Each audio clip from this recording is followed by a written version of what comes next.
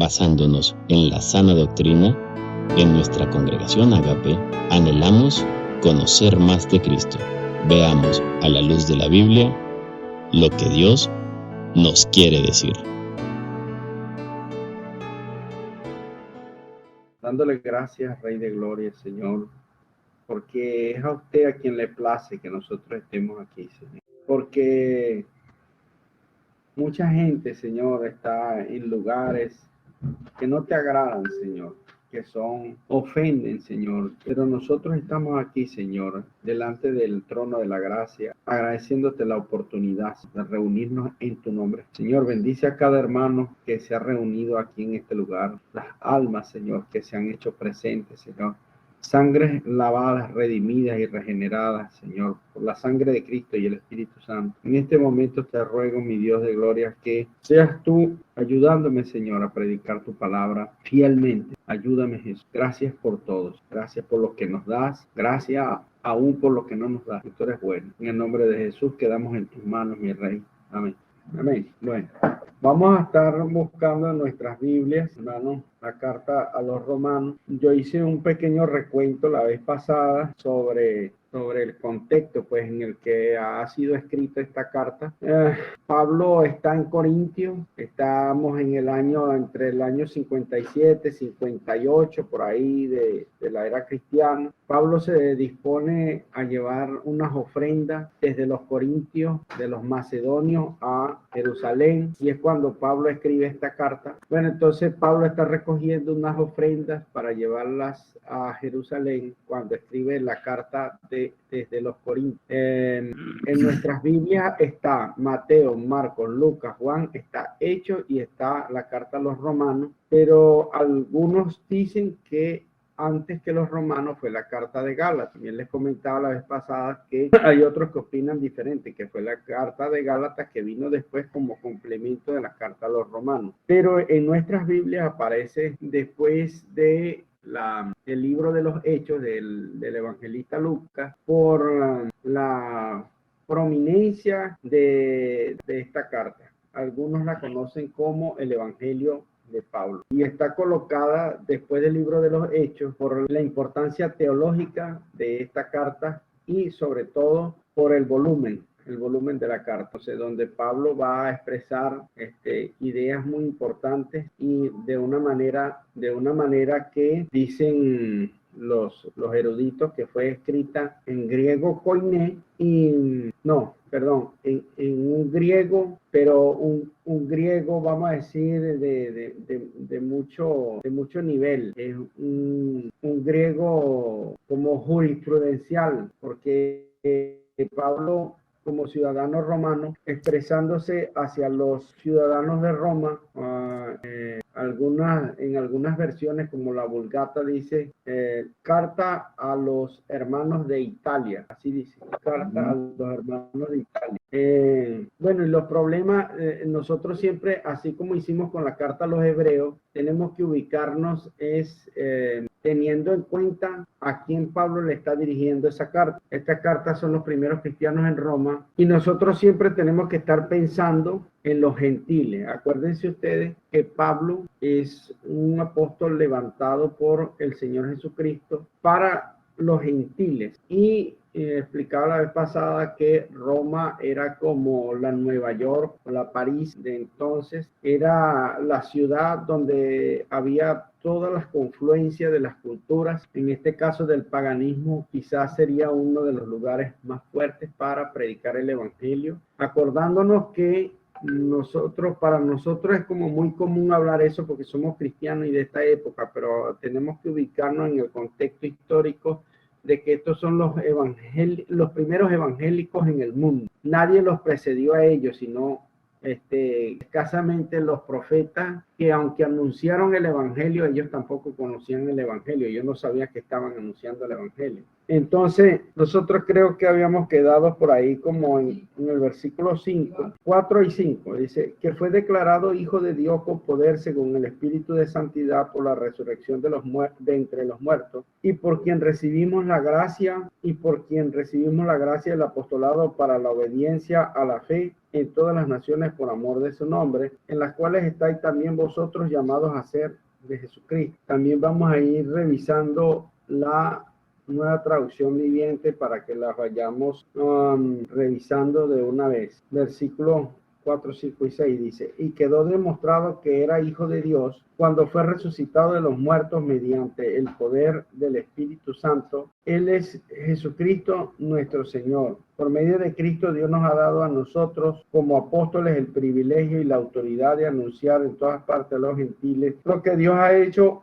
lo que ha hecho por ellos, a fin de que crean en Él y lo obedezcan, lo cual dará gloria a su nombre. En Roma estaba sucediendo más o menos lo que había pasado en casi todos los lugares donde empezó a propagarse el evangelio. En Roma estaba una iglesia que seguramente fue fundada por el apóstol Pablo, pero no fue fundada antes de que el mismo apóstol Pablo fuese para allá, porque él conocía a unos ciudadanos romanos que se llamaban Aquila y Priscila, los conoció, y Pablo tuvo contacto con ellos. Seguramente cuando Pablo fue a Roma, estos hermanos Aquila y Priscila habían propagado el evangelio en Roma y habían comunidades cristianas. Pero estaba pasando lo siguiente, hermano. En el primer siglo de la era cristiana, el emperador de entonces había hecho que todos los judíos salieran de Roma, los expulsó de Roma, porque Nerón, uno de los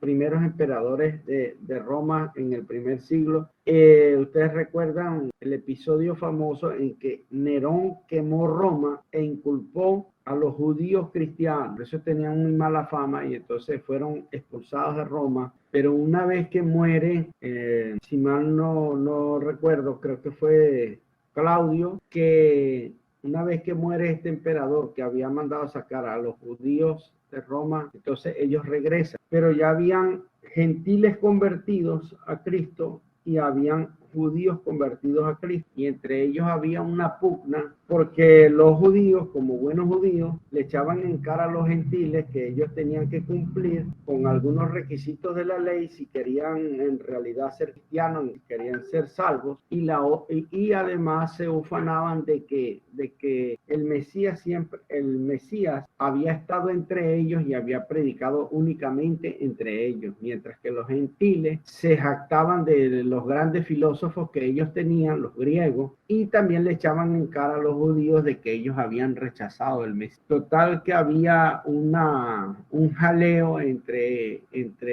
vamos a decir, estas dos vertientes del cristianismo, y Pablo lo que trata es el propósito de la carta es de dejarle claro tanto a gentiles como judíos de que nadie tiene de qué jactarse, y por eso la carta a los romanos, los primeros capítulos de la carta a los romanos, prácticamente Dios usa a Pablo para dictarle sentencia de muerte a toda la humanidad, declarándoles que nadie puede ser salvo por la ley y que la ley solo sirve para que la gente reconozca todo lo pecador que es. Y además de eso, a los gentiles les deja avergonzado toda su filosofía y que nadie puede jactarse delante de su presencia, de que nadie busca a Dios y que todos están sentenciados a muerte por estar separados de la gloria de Dios. Eso lo vamos a ir leyendo, y esta es la razón, una de las razones principales por las que Pablo escribe esta carta, para buscar la unificación de la iglesia y del evangelio. Que dicho sea de paso, el evangelio, vamos otra vez a la carta, hermano. Creo que voy a necesitar recapitular algunas cosas porque es importante que todos la escuchen, aprovechando que están algunos que no estuvieron la vez pasada. ¿Iba en dónde? En el versículo 7, ¿no? Bueno, miren, ahí Pablo dice que él es, estoy volviendo al versículo 1. Pablo dice que él es siervo de Jesucristo, y ahí la palabra original es esclavo de Jesucristo, y todo el mundo sabe que un esclavo no tiene voluntad propia. O sea, Pablo ha puesto toda su voluntad a los pies de Cristo. Se supone. Uno dice, alguien pudiera decir, pero es que ese es porque era el apóstol Pablo. Se supone que todos los cristianos hacemos lo mismo, que hizo Jesús, que dijo, yo soy el que descendió del cielo y no he venido a hacer mi voluntad, sino la voluntad del que me envió. O sea, Jesús también vino siendo esclavo del Padre o siervo. Y todos los apóstoles que se confesaron a sí mismos como siervos de Jesucristo, lo que estaban expresando es que ellos eran esclavos de Jesús, literal.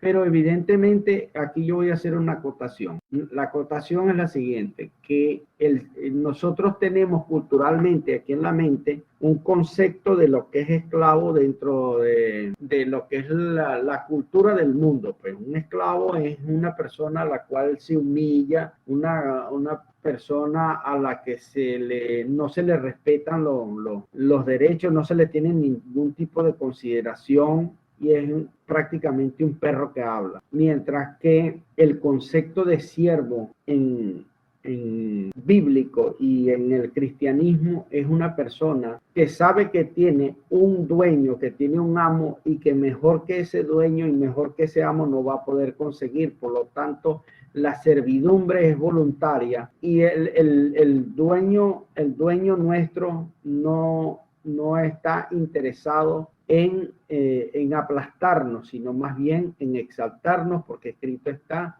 que todo el que se humille delante de Dios será exaltado. O sea que la servidumbre y la esclavitud para con Cristo es ganancia y además es una honra. No es igual que lo que uno entiende como ese choque cultural que uno tiene con esa palabra esclavo o esclavitud, porque no es lo mismo. Estamos hablando es de Dios, el Dios bueno, el Dios de misericordia, el Dios tierno, el Dios que nos amó a nosotros aún siendo pecadores, o sea, aún siendo ofensivos contra Él. Entonces, aún siendo sus enemigos, ese Dios nos amó a nosotros y a ese Dios es que nosotros le servimos porque a Él vale la pena servir. Entonces, estoy como apurado resumiendo algunas cosas.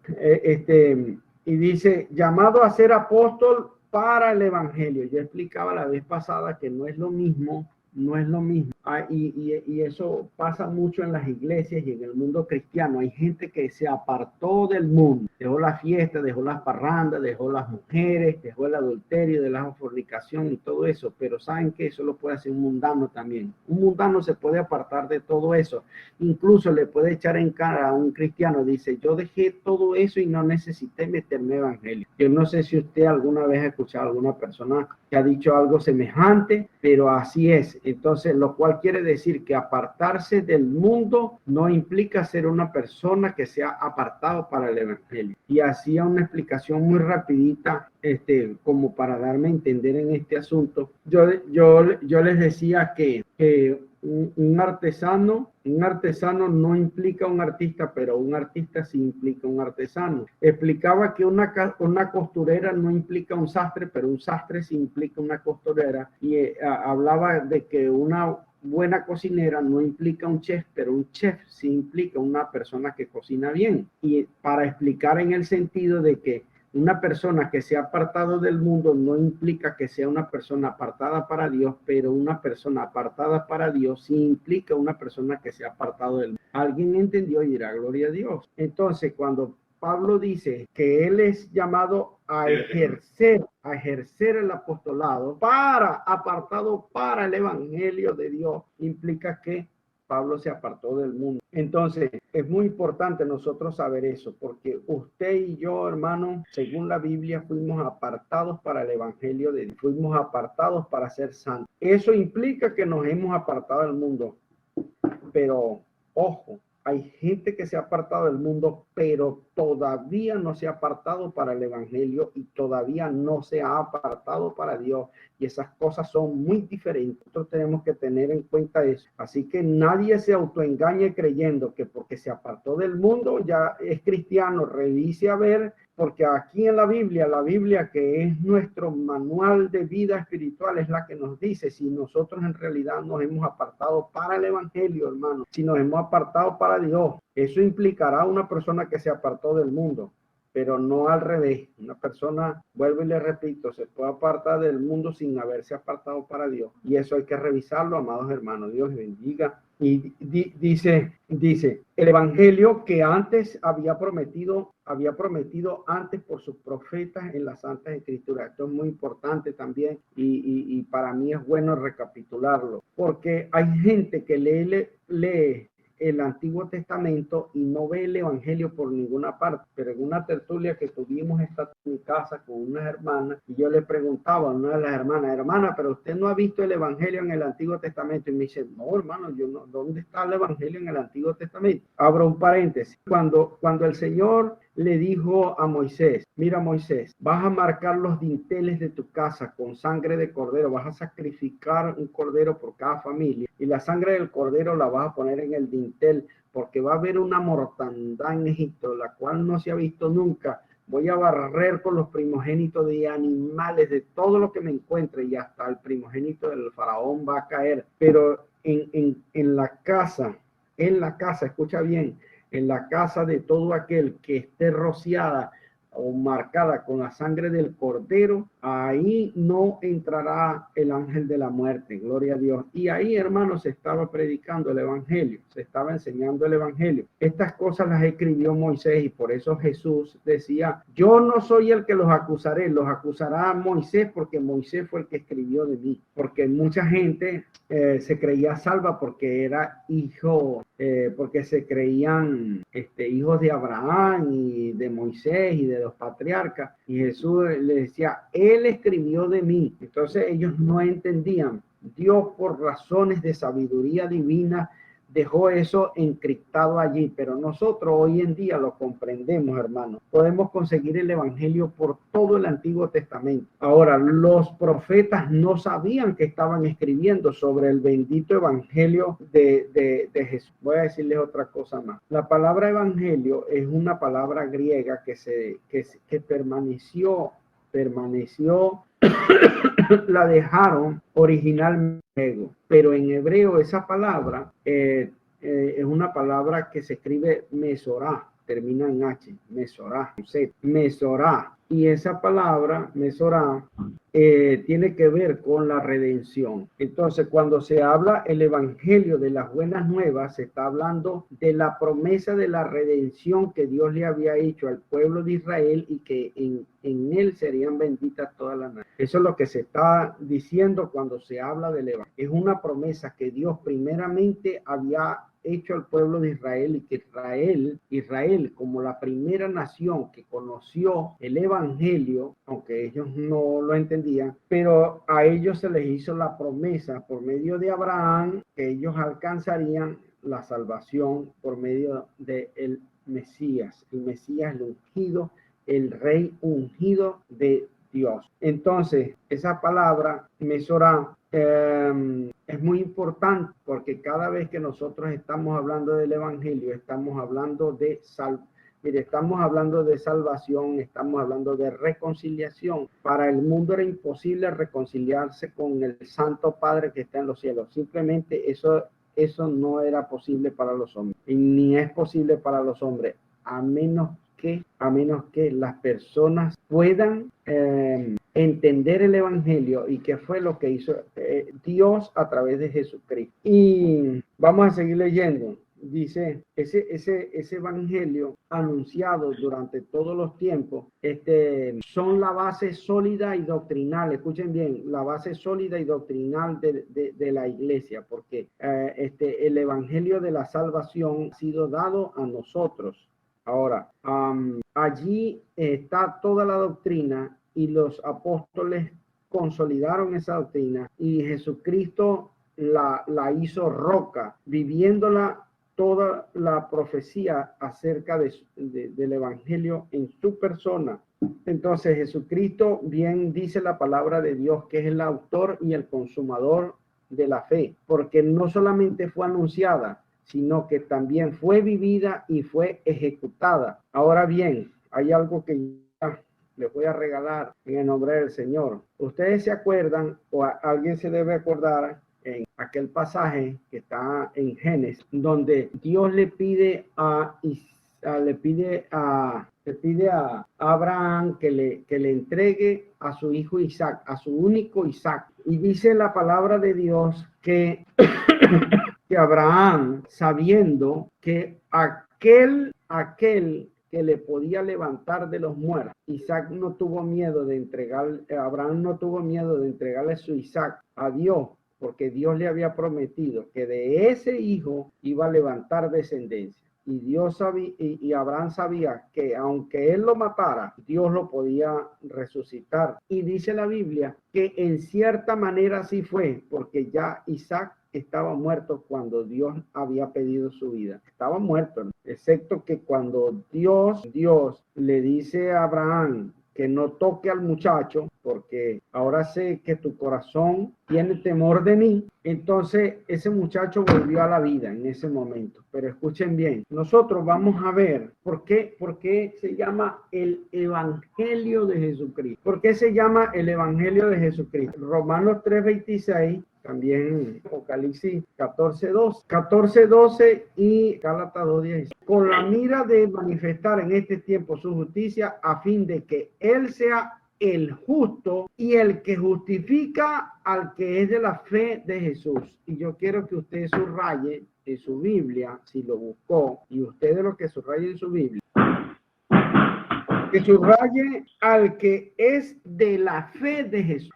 De la fe de Jesús. ¿Y por qué de la fe de Jesús? Porque, hermano, Jesús no tuvo menos fe que Abraham. Abraham tuvo la fe para entregar a su Isaac, sabiendo que Dios podía levantar a Isaac de los muertos, aunque él lo hubiese. Y Jesús dijo, a mí nadie me quita la vida, yo mismo la doy, porque tengo poder para volverla a tomar. Y eso, Jesús en su humanidad estaba forjando el camino de nuestra fe para nuestra salvación. Jesús entregó su vida con toda la fe de que Dios le podía resucitar de los muertos. Y por eso es que la Biblia dice que Jesús es el justo, y dice que por esa fe que tuvo Jesús y los que somos de la fe de Jesús,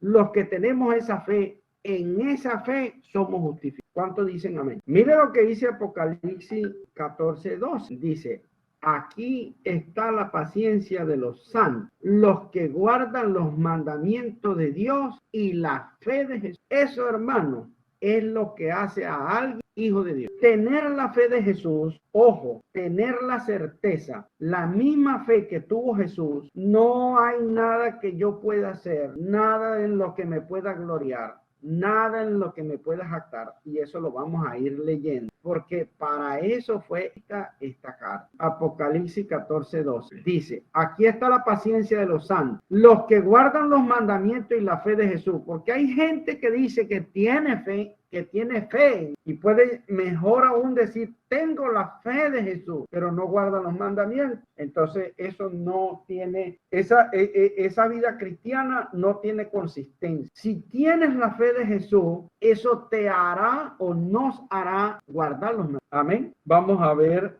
otro pasaje bíblico que está en Gálatas 2:16. Dice así, alguien lo publica mientras yo lo leo. Dice, sabiendo que el hombre no es justificado por las obras de la ley. Repito, porque, hermanos, si nosotros no tenemos esto como escuela, como doctrina, como enseñanza, como la roca de nuestra fe, vienen los vientos de doctrina y se los llevan para allá, para los testigos de Jehová, para los adventistas, para los AEMINPU. Y bueno, y pare usted de contar, porque secta es lo que hay por montones por ahí. Pero aquí dice claramente, sabiendo que, acuérdense que le estoy diciendo que algunos no se ponen como de acuerdo, ¿verdad? Si Gálatas fue primero, Romano fue después, o a la inversa, Romano primero y Gálatas después. Lo cierto es que usted puede ver una congruencia en las dos cartas, donde Pablo está confrontando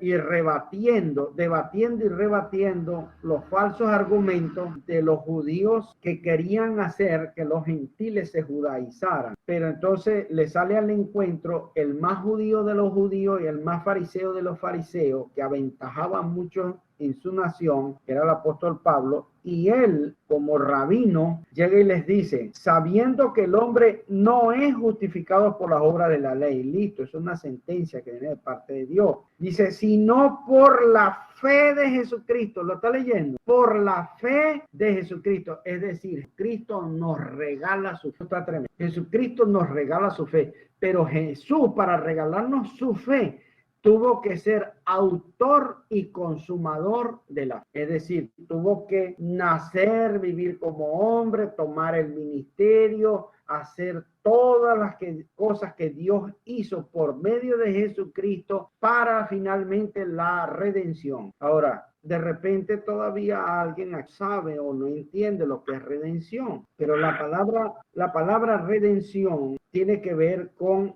salvación, tiene que ver con reconciliación y tiene que ver reconciliación, salvación, justificación y la otra es liberación del pecado, la liberación de la esclavitud del pecado. Nosotros, según las escrituras, había un poder sobre nosotros que nos hacía esclavos del pecado. Nosotros no podíamos dejar de pecar, hermano. Pero viene Dios y con la sangre de Jesucristo, con el Espíritu Santo, rompe las cadenas que ejercen poder sobre el pecador para que no deje de pecar. Entonces Dios rompe las cadenas y entonces somos libres. ¿Y por medio de qué?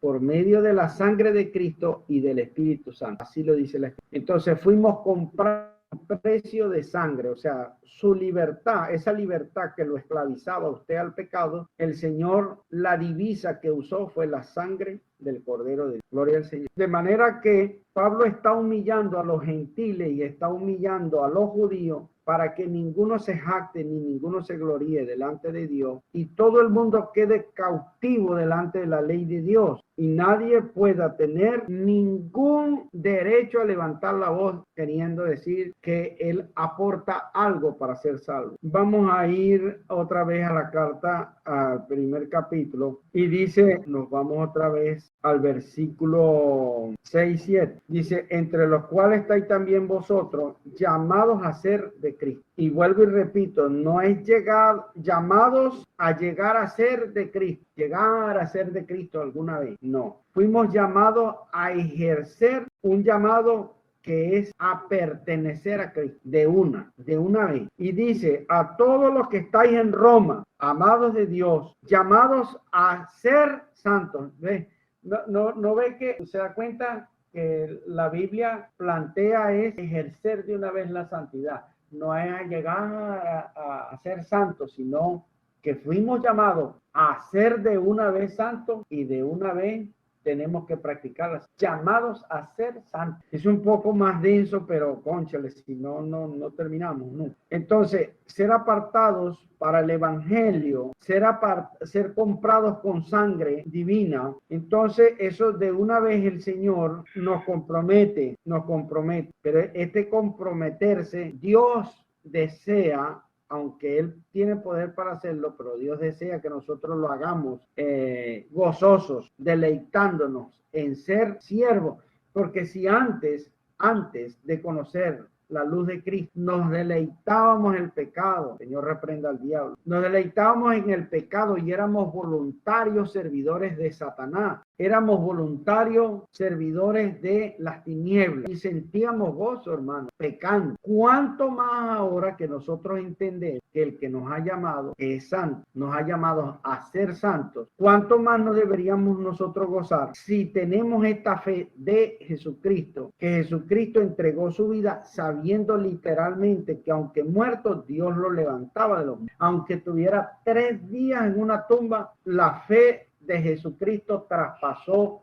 la muerte. ¿Entendieron eso? La fe de Jesucristo traspasó la muerte y venció la muerte. Y la muerte no tenía nada que ver con Jesús. Esa fe nos las regala el Señor Jesucristo. Si nosotros tenemos esa fe, la fe de Jesús, que es el autor y el consumador de nuestra fe, entonces nosotros podemos contar tranquilamente de que el Señor nos cumplirá lo que nos prometió. Romanos 10:9. Ahí dice así, que si confesares con tu boca que Jesús es el Señor y creyeres en en tu corazón que Dios le levantó de los muertos, serás salvo. Hermano, porque esa confesión que está ahí es confesar que yo tengo la misma fe y la misma fe que tuvo Abraham para que Dios levantara a Isaac, aunque a Isaac fuera degollado. Y yo estoy confesando ahora, después de reconocer que soy un pecador, que yo creo firmemente, ciegamente, creo que Jesús se levantó de los muertos. Mira cómo esto cambia nuestra vida cristiana. Creo ciegamente que Jesús se levantó de los muertos y que Jesús tuvo la fe en Dios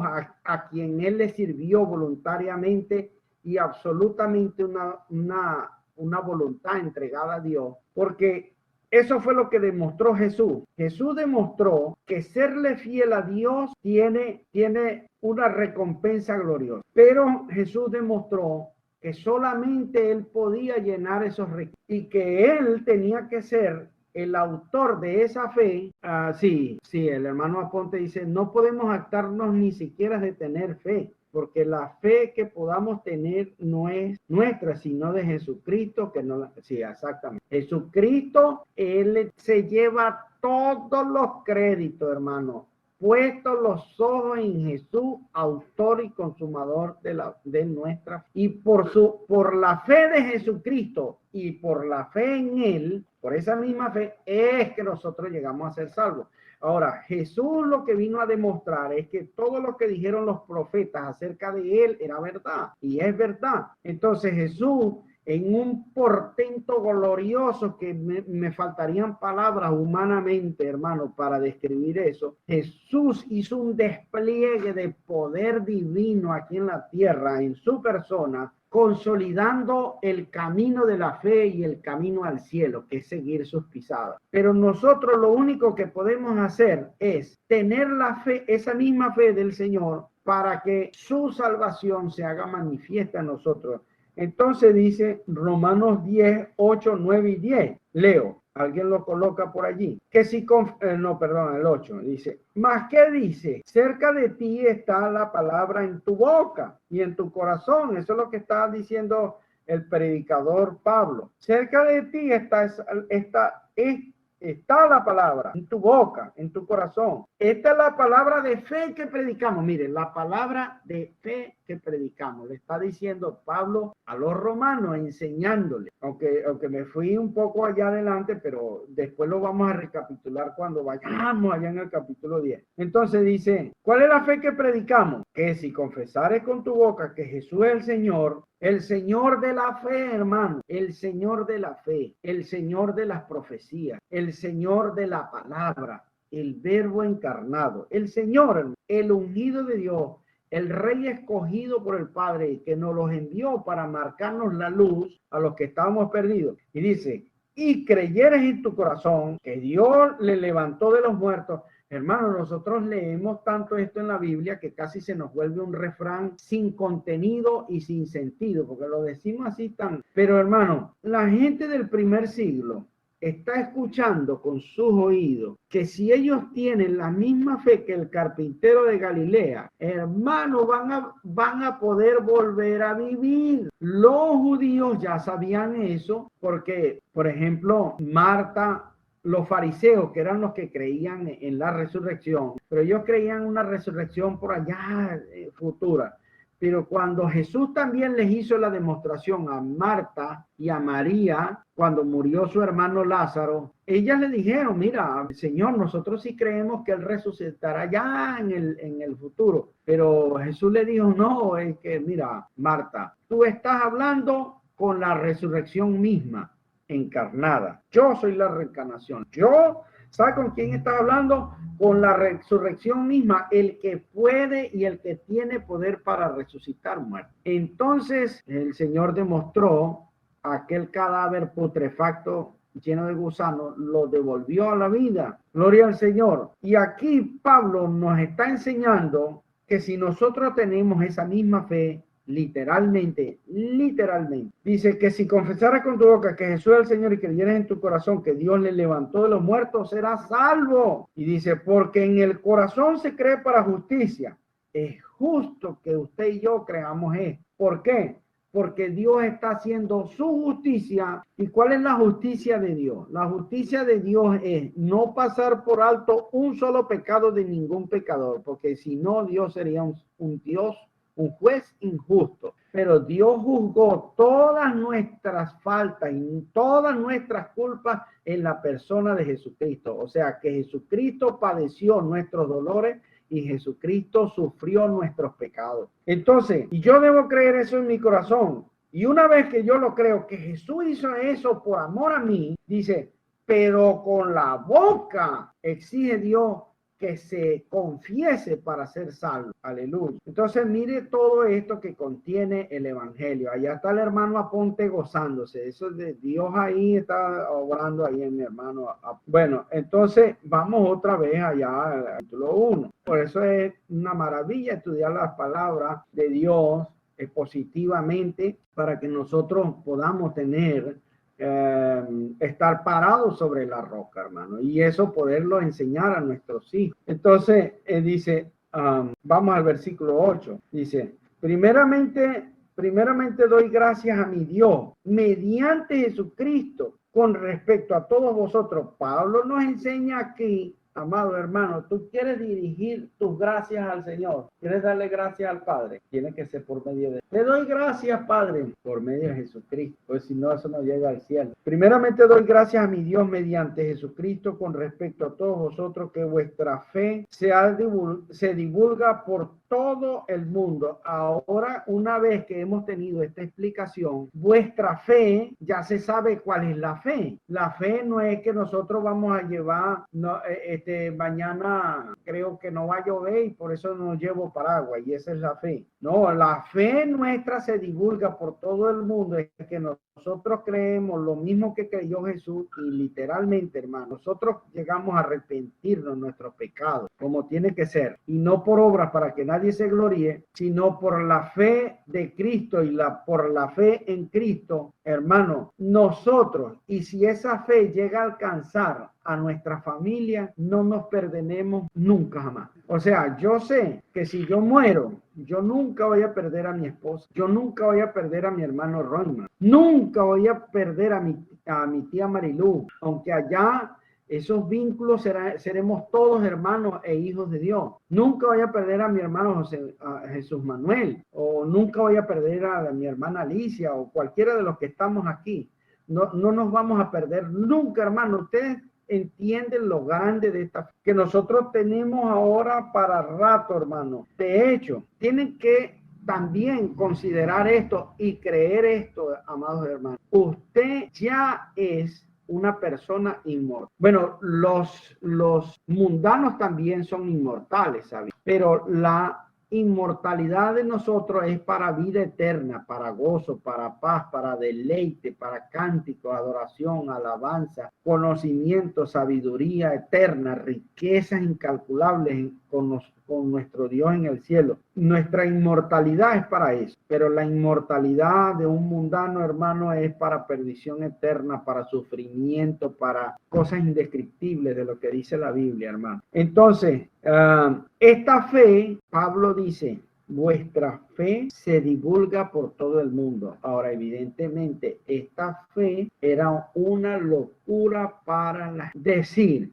que el espectáculo al mundo que se dio con la persona de Jesucristo, que fue masacrado, molido, lo volvieron una albóndiga que caminaba. Y lo vieron morir en una cruz, y por si fuera poco le perforaron una costilla hasta hacerle explotar el corazón. Y la gente empezó a decir que no estaba muerto, que estaba vivo, que no sé qué. Y que además esa fe se propagó en las personas. El Imperio Romano empezó a preocuparse porque ellos confabularon con los judíos, porque los judíos fueron artífices de descalificar la resurrección de Jesús. Y ustedes saben que ellos amañaron el asunto y ellos pagaron pagaron a los romanos que estaban allí, les pagaron para que ellos dijeran que el cuerpo se lo habían robado, pero ni siquiera ese fraude les sirvió para todo lo que se les iba a venir en Roma. Se estaba convirtiendo al cristianismo, amados hermanos. Eso se estaba propagando y eso estaba preocupando al imperio. Dice versículo 9. Bueno, leo el versículo 9 y ya. Dice, porque testigo me es Dios a quien sirvo en mi espíritu.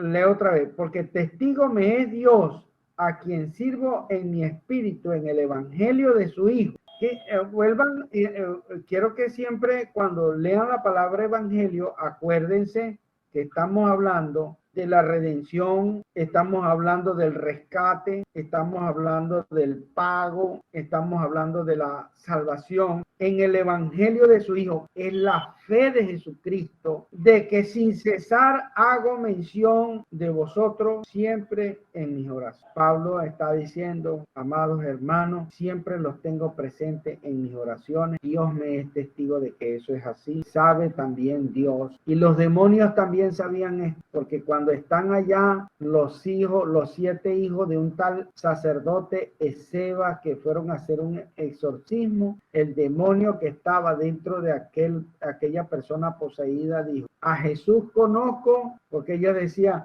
os conjuro